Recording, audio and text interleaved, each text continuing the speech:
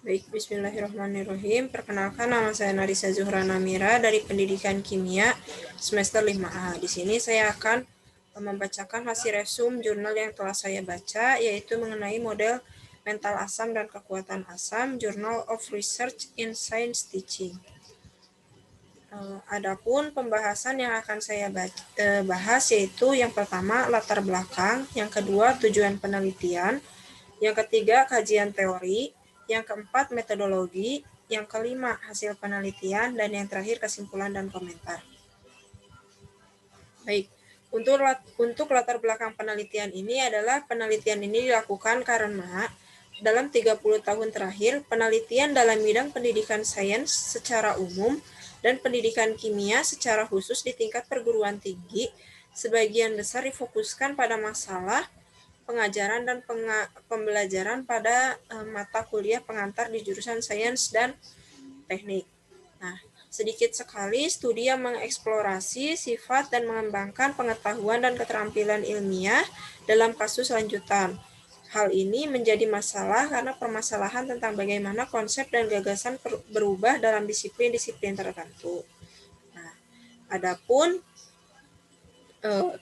tujuan dari penelitian ini adalah mengkarakterisasi model mental asam dan kekuatan asam yang diungkapkan oleh mahasiswa kimia organik ketika terlibat dalam tugas prediksi, penjelasan, dan pembelajaran yang melibatkan peringkat senyawa kimia berdasarkan kekuatan asam relatifnya. Nah, adapun kajian teorinya yaitu secara umum model mental dipahami sebagai analog struktural perilaku. Secara umum juga model mental dipahami sebagai analog struktural perilaku atau fungsional dari objek, proses peristiwa atau situasi nyata atau imajiner.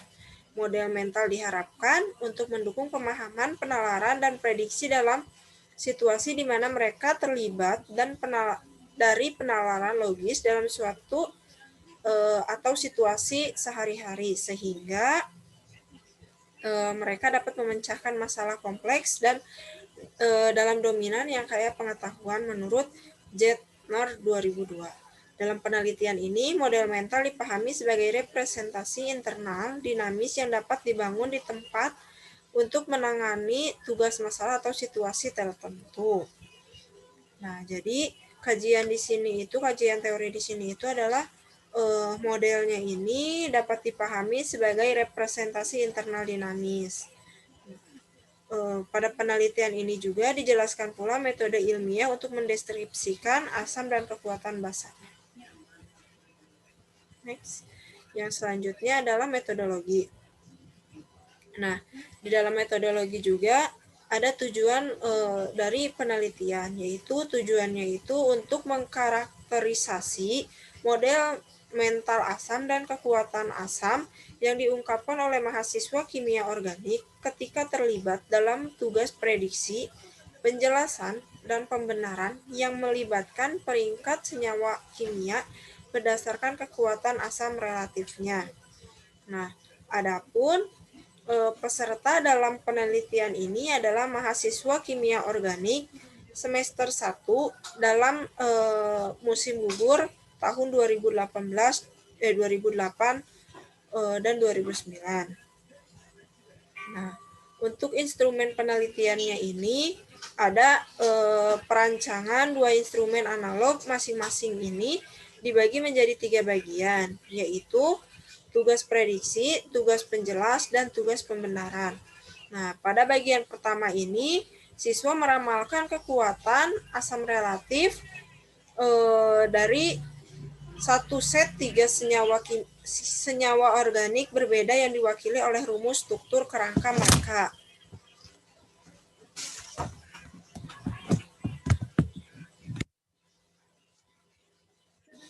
Maaf ya, terpotong. Oke, bagian kedua ini adalah tugas penjelasan tunggal atau pengumpulan data. Jadi setelah mereka mengerjakan, mereka juga harus mengumpulkan data.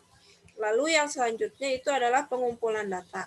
Nah, pengumpulan data di sini siswa secara acak ditugaskan untuk menyelesaikan salah satu dari 2 instrumen penelitian selama 30 menit. Jadi selama 30 menit itu mereka wawancara semi struktural. Nah, siswa juga diminta untuk menyelesaikan tugas penjelasan dan pembenaran tanpa batas waktu. Semua produksinya ini dihitung dari tahap awal hingga tahap akhir, baik tulisan atau lisan. Nah, setelah mengerjakan, mereka juga mengumpulkan datanya dalam berupa data hard file atau juga direkam melalui audio. Lalu yang selanjutnya adalah analisis data, di mana semua wawancara ditranskripsi dalam analisis dengan nilai dengan metode perbandingan konstan atau non-linear berulang. Nah, adapun hasil penelitiannya itu ada 4, di mana model mental A itu narasumber menganggap keasaman nampaknya merupakan sifat intrinsik dari beberapa zat yang ditentukan oleh keberadaan atom atau gugus fungsi tertentu yang bersifat asam atau basa.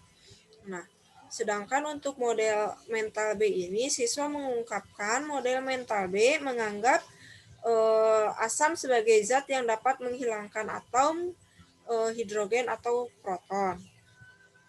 Nah, untuk model C ini, asam adalah zat yang kehilangan atau menyumbang proton dan dengan demikian pH dibebankan oleh ion telah dihapus.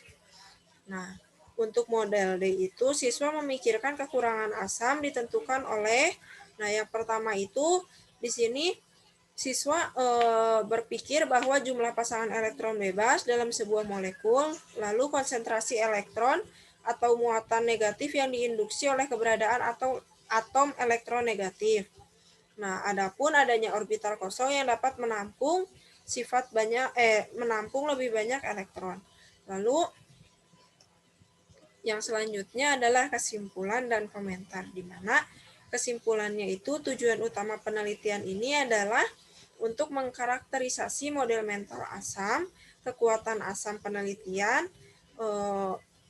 Nah, di sini juga penelitian ingin mengungkapkan asumsi mendasar tentang model mental. Nah, studi kami memunculkan 4 model yang berbeda dan memandu peserta studi dalam menjelaskan keputusan membangun penjelasan tentang kekuatan asam relatif. Nah, modelnya pun ada 4 ya, tadi ada model mental A, B, C, dan D. Nah, baik, untuk yang terakhir adalah komentar. Nah, di dalam komentarnya ini, pada jurnal yang sudah dianalisis, mengacu pada penelitian tentang model mental yang dapat diaplikasikan di berbagai materi kimia, bahkan di luar materi kimia, karena pada penelitian model mental ini dapat memperluas pemikiran dan daya penalaran siswa terhadap mata pelajaran apapun, sehingga siswa dapat memiliki sikap kritis dalam mengkritisi suatu materi pembelajaran.